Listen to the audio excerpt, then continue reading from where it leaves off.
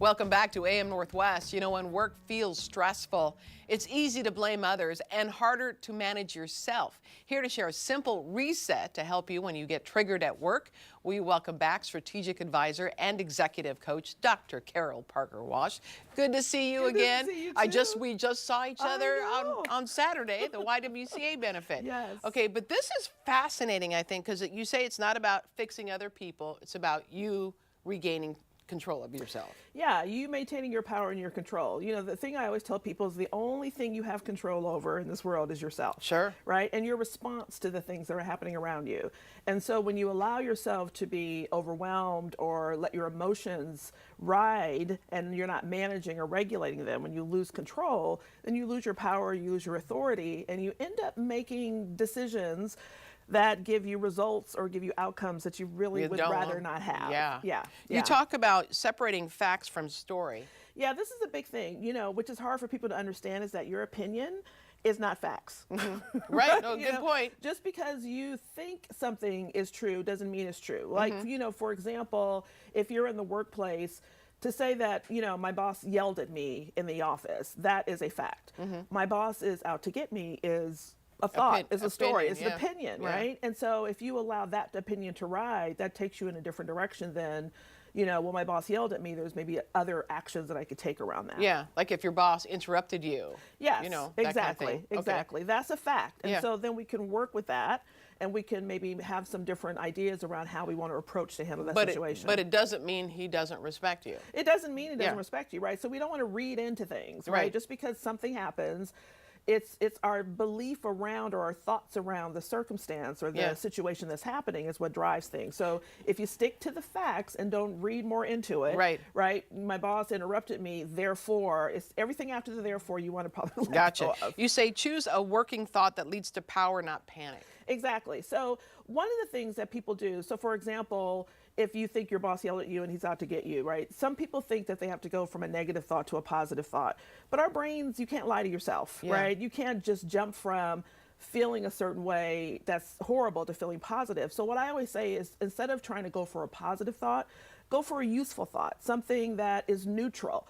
So, you know, for example, if something happened or there was a misunderstanding, instead of saying, you know, like I said earlier, you're out to get me, maybe there's a lack of clarity in my understanding of what I should be doing. Maybe I need more clarity around my role and expectation, right? And so if you have a useful thought that's not overwhelming or too negative, you don't have to jump to like, no, everything is fine and he loves me, right? Everything is good. Just, well, maybe there's a misunderstanding and I need to get more clarity. You say regulate your emotions before you respond. Absolutely. I call it the powerful pause, right? You know, just breathe for 5 seconds, because when you are emotionally triggered, your brain fills with cortisol, your prefrontal cortex, where your thinking comes from, is hijacked. Right. And so you're not thinking clearly. You're just like a raw emotion.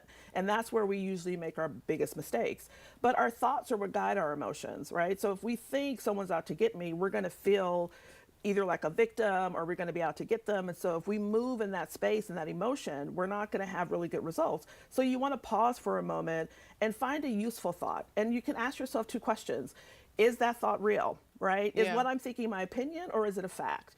And what else could I think? What else could I believe about what's happening in the situation, except for the chain of thought? Exactly, except for the train of thought I'm on right now. You say choose an empowered next move. Yes. So, right, your emotions are going to drive what you do next. So if you're filled with emotion, you may take the wrong action. So to take a powerful move, you want to ask yourself, okay, in this situation, what's the result that I want to create for myself, right? What do I want to happen? What's the outcome that I want to have?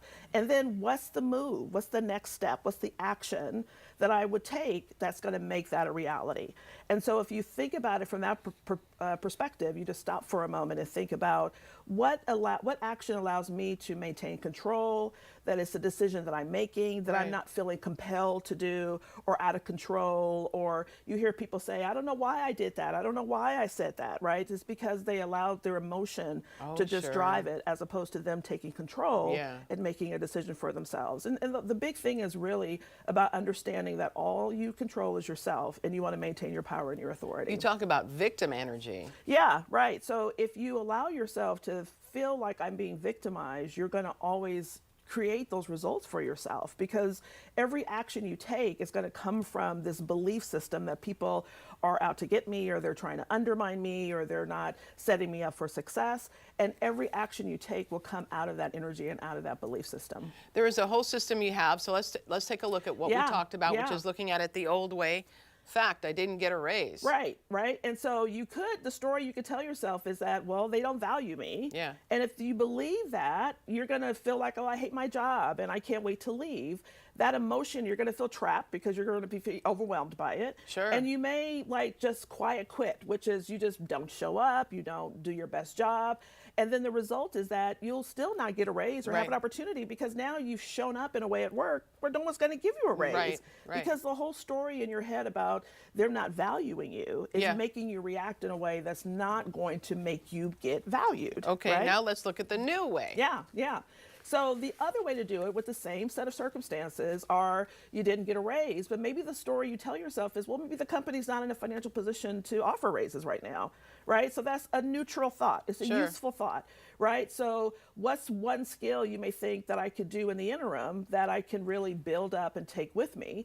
Now I'm feeling empowered because I'm thinking about, well, I can't get a raise, but what else can I do Sure. to really elevate my skills? So I take action and develop new skills. And then as a result, I may get a raise next time, or I may position myself for even a better position with a better salary and something else because Elsewhere. I took the time to develop the skill. And it all is based on my approach to what was happening around Yeah. me.